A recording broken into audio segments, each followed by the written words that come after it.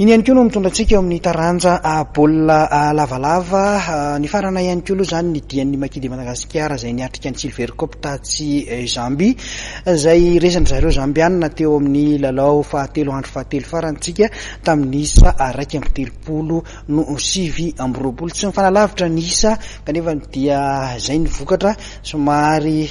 raha ivokatra ny jerena dia hita hoe somary nisy ny fianana ho an'ny Makidy Madagasikara izany satria zareo zambianina izay azo lazaina fa mbola dia mianatra raha ihany amin'ny taranja baolina lavalava ity kanefa dia efa manana toerany sady eto Afrika. Eo ihany koa Botswana no resitsika teo amin'ny lalao voalohany tamin'ny isa 4.20 zareo zambianina koa dia efa nandresy ihany nareo Botswana tamin'ity lalao ity fa dia farany eo aloha zany ny dian'ny Makidy Madagasikara tamin'ity faninanana ho an'ny vondrona be Silver Cup eto Afrika ity. Fa hoena kianja indray isika hoetsy amin'ny kianjan'ny Malakama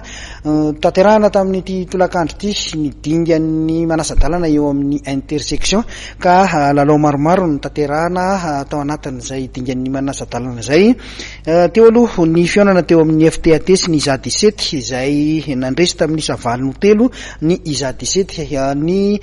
lalaoan'ny manaraka kosa indray dia ny FTA Anjanahary sy ny Amazon dia mbola tsy tonga eram-pelatanana vokatra amin'izao fotoana izao satria dia niditra teo amin'ny fanalavam-potoana ny rotota ka dia omenantsika amin'ny fotoana mamety azy fa zareo FTA tena nosy be aloha zany ny efa tafita amin'ny dingana famarana ary efa izy ihany koa no hiakatra ao amin'ny division voalohany elita voalohany.